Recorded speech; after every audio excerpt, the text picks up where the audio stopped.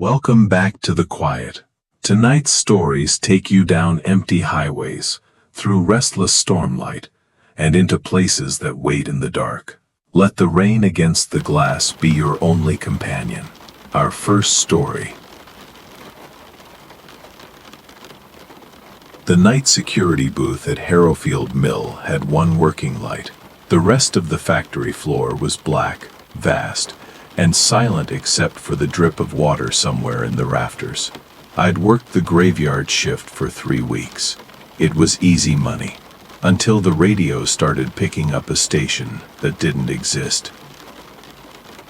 It came through on Channel 4, static, then a man's voice too calm. He read out numbers, low and steady, coordinates. At first I ignored them, but then he said my name, once, clearly, between the numbers, like it belonged in the sequence. I checked the doors, all locked. The parking lot outside was empty under the rain.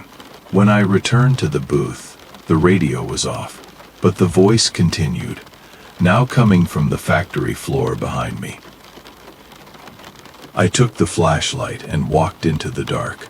The coordinates led me to the old foreman's office, a room no one had used for years. Inside, the radio was already there, dusty, unplugged, and the voice kept speaking, listing my own memories in the third person. I ran. I still worked nights, but I never look at the factory floor anymore. And every shift, I hear my name whispered just before the rain stops.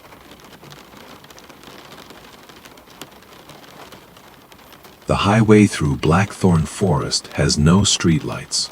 I learned that the hard way when my phone died, and my car started sputtering on the incline. Rain was coming down in sheets. I saw a sign, Rest Area 1 mile. I pulled in. The rest area was a single cinder block building, one flickering vending machine, and a payphone that rang the moment I stepped under the awning. I picked it up, static. Then a child's voice, very close, said, "Mommy says don't stop here." The line went dead. I turned around. The parking lot was still empty, but my car's passenger door was now wide open, rain soaking the seat. I hadn't left it open. I drove away without closing it properly, the door flapping on the turns.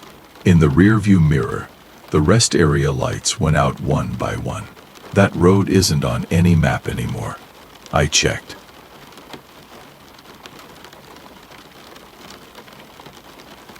Late night radio is mostly lonely truckers and insomniacs. I host the Midnight Show on 104.3, a small station in the valley. We get calls.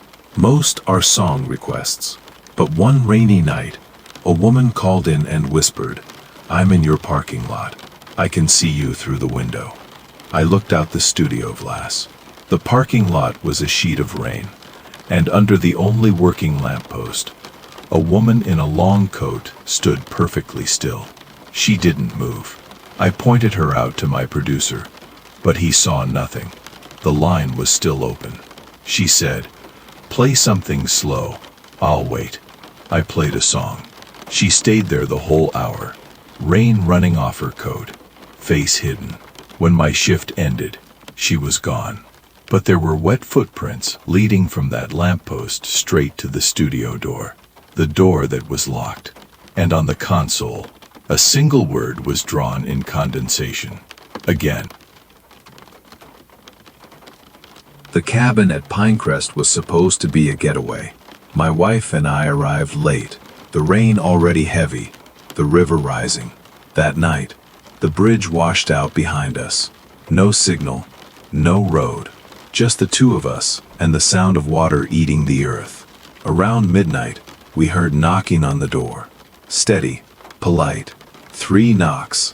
I looked through the peephole. Nothing but rain and darkness. I opened the door a crack. No one, but the doormat was soaked, and there was a child's toy boat lying on its side, dripping wet. We didn't have any toys. I closed the door. The knocking came again, this time from the back window. Then the roof. then the floorboards under our feet. It circled the cabin for hours, always 3 knocks, never faster, never slower. In the morning, the rain stopped, the river receded, but the toy boat was on the kitchen table, and our footprints were the only ones leading away from the cabin. Yet every few months, we receive a package in the mail. No return address, just a small wooden toy boat, still wet. I took the Lighthouse Keeper position for the solitude. 3 months on a rock island, the lamp above, the sea below. The first month was peaceful. The second month, I noticed a ship on the horizon that never moved. It was a black freighter, always at the same distance, no lights, no radio response. I reported it. They said there was nothing there. On the 61st night, a storm hit.